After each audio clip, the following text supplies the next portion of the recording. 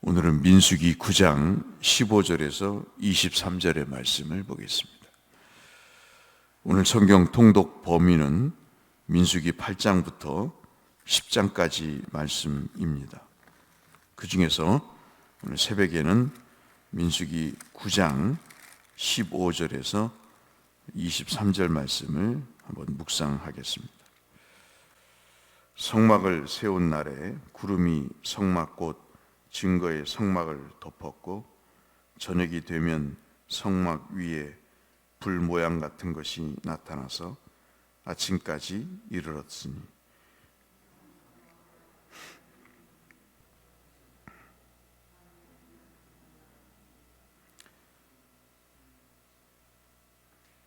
이스라엘 자손이 곧 행진하였고 구름이 머무는 곳에 이스라엘 자손이 진을 쳤으니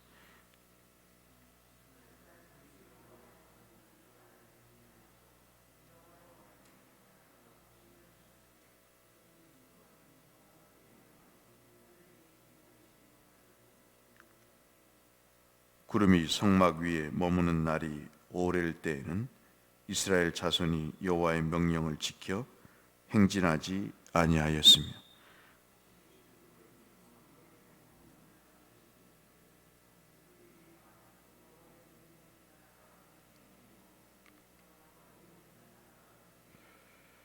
혹시 구름이 저녁부터 아침까지 있다가 아침에 구름이 떠오를 때에는 그들이 행진하였고 구름이 밤낮 있다가 떠오르면 곧 행진하였으며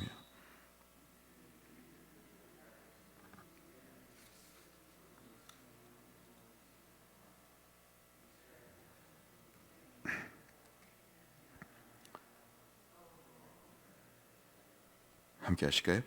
곧 그들이 여호와의 명령을 따라 진을 치며 여호와의 명령을 따라 행진하고 또 모세를 통하여 이르신 여호와의 명령을 따라 여호와의 직임을 지켰더라. 아멘. 오늘 말씀은 참 의미가 있고 참 우리에게 큰 교훈을 주시는 말씀이 아닐 수가 없습니다. 이스라엘이 성막을 하나님의 설계대로 이제 완성을 하고 나서 자리를 잡게 되자 우리가 아시는 대로 출애굽기 40장 33절에서 35절의 말씀처럼 하나님의 영광이 성막 위에 충만히 임하는 역사가 일어납니다. 구름과 불이라고 하는 이 두 가지의 형태로 하나님이 이스라엘과 함께 하신다는 그 표징을 드러내고 계십니다. 이때만 해도 하나님이 함께 하신다는 그 징표가 이렇게 분명히 드러나 있어서 참 이스라엘 백성들이 하나님의 함께 하심을 보고 놀라지 않을 수 없는 그런 상황이었습니다. 이 특별히 구름을 통해서 이스라엘은 우리가 읽으신 대로 행진을 하거나 진을 치는 일을 반복을 하면서 가나안 땅을 향해 가게 됩니다. 자신들이 가고 싶은 곳이 있을 텐데도 자신들이 가고 싶은 곳으로 가지 않고 그리고 여호와의 명령에 따라서 그곳을 시간을 정해놓고 가는 것도 아니고 어떤 때는 밤낮을 가리지 않고 가다가 또 어떤 때는 하루를 가다가 또 어떤 때는 1년을 가지도 않고 그 자리에 있는 참 어찌 보면 일반적이지 않는 그런 경우를 이스라엘이 성막을 짓고 나서 이제 경험을 하게 됩니다. 광야 생활이라는 것이 참 그렇지 않습니까? 그렇지 않아도 환경 자체가 힘들고 여러 위협이 있는데 낮에는 뜨겁고 밤에는 추운 상황에서 구름 하나를 보고 200만 명이 넘는 사람들이 움직인다는 것은 상상만 해도 엄청난 일이고 이것은 참 상식적으로 이해가 되지 않는 그런 상황입니다. 그러니 이스라엘 백성들이 출애굽해서 광야를 지나 가나안 땅으로 들어가는 이 여정에 있는 1세대 사람들의 광야의 생활은 사실 생활이라기보다는 훈련에 가까운 것이죠. 하나님이 출애굽의 노예의 근성과 그 죄성의 먼지를 털어버리게 하시고 400년 동안 잊고 살았던 하나님이라는 존재를 알게 하시기 위해서 하나님은 여러 가지의 훈련 방법을 통해 그들에게 붙어있는 애굽의 잔재들을 제거하시는, 그리고 그 삶의 스타일 자체를 하나님의 사람들의 삶으로 바꿔 놓으시려는 훈련 기간이 광야라고 볼 수 있겠습니다. 그래서 이 200만 명이 넘는 사람들이 성막을 중심으로 텐트를 치고 동서남북 어디에서든 낮에는 구름으로 그 성막에 임하시는 하나님을 볼 수 있었고, 밤에는 불과 같은 것이 나타나서 하나님이 지금 성막에 이스라엘 중심의 한가운데 계시다. 제가 언젠가 설교 때 사진으로 보여드린 대로 동서남북을 네 방향을 기점으로 해서 정가운데 성막이 있고 지파별로 4등분을 해서 세 지파씩 진을 쳤다고 말씀을 드린 적이 있습니다. 자원 이것을 보면서 사람들은 자신들이 가야 될 방향과 그리고 목적지를 설정을 하게 됩니다. 성도의 삶도 그렇죠. 하나님이 분명히 인도하시는 그 징표가 있습니다.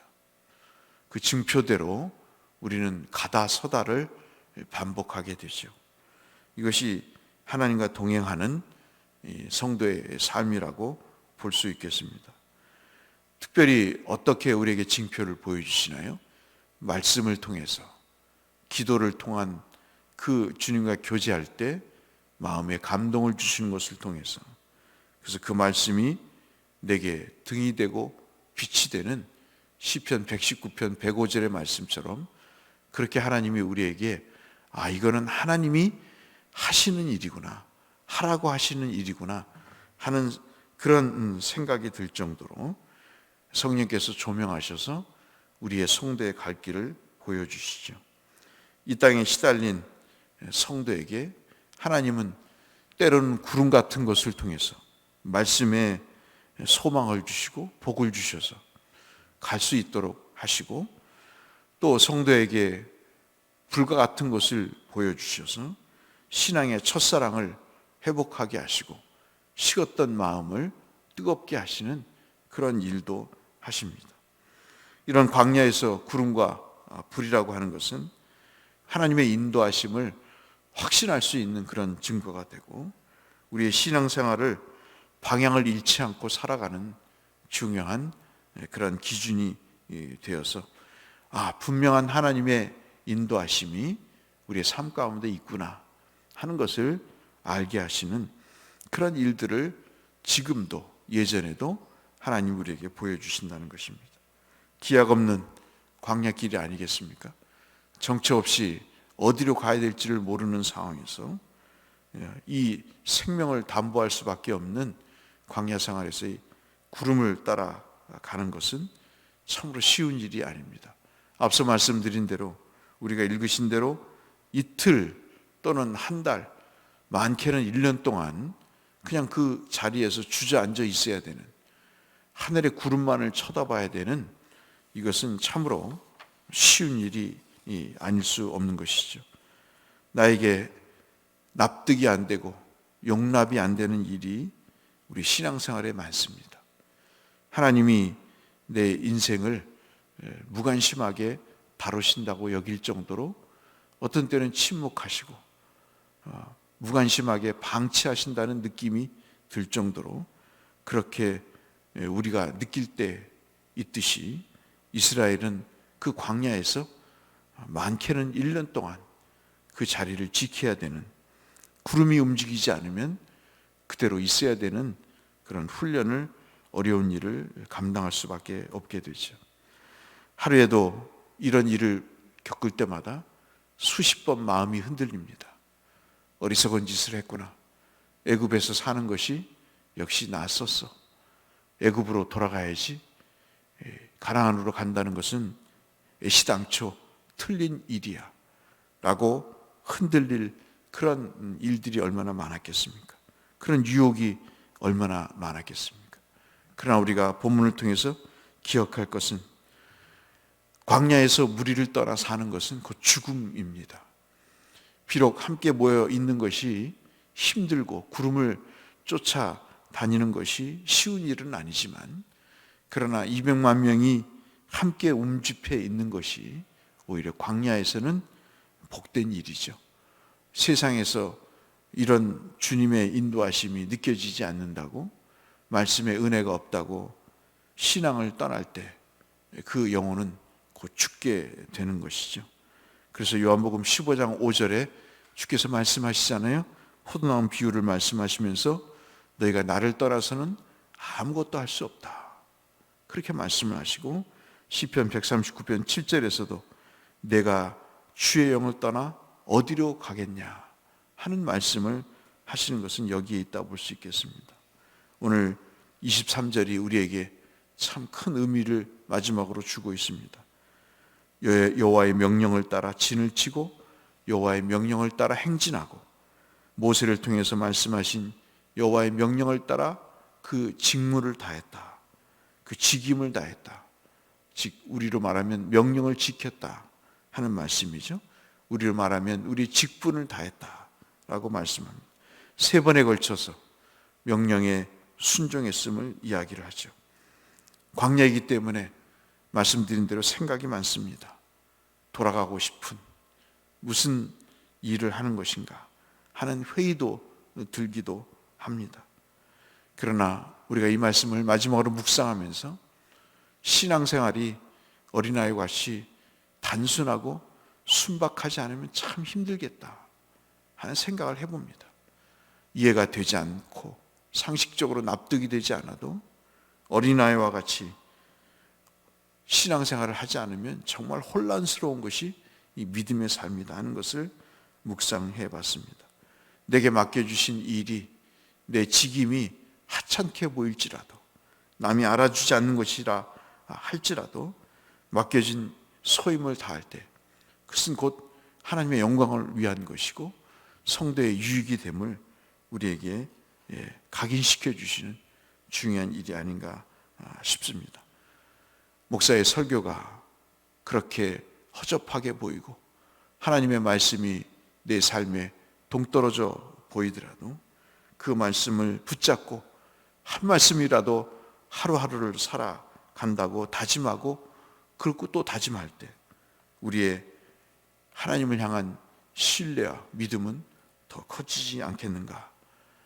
이스라엘의 광야 생활이나 지금 우리의 코로나 상황이나 매한 가지로 주의 명령에 우리가 행진을 하고 주의 명령에 머무르는 그런 일들이 우리에게 필요하다고 볼 수 있겠습니다. 저는 마지막으로 마태복음 26장 39절에 주께서 겟세마네 동산에서 하신 말씀을 함께 묵상하며 말씀을 마치고자 합니다. 겟세마네 동산에서 주께서 고통과 고뇌, 슬픔에, 그 어려움에 잠겨 계실 때 하나님이 이 고난의 잔을 지나도록 하나님께 기도하시잖아요. 그러면서도 말씀을 하십니다. 마지막에 뭐라고 말씀하시죠?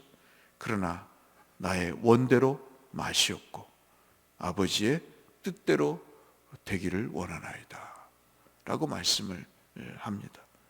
오늘은 구름 말씀을 드렸습니다. 구름 잡는 듯한 신앙의 삶이지만 그것처럼 분명할 수는 없습니다. 하늘을 쳐다볼 때 손해볼 것 없습니다. 헤매는 인생 되지 않습니다. 어린아이와 같이 참으로 단순한 마음으로 주의 명령을 따라서 행진하고 머물 때 하나님은 우리에게 하나님의 귀한 복을 얻게 하시는 그날을 주실 것입니다. 오늘도 주님과 동행하시는 하루가 되시기를 주의 이름으로 축원합니다.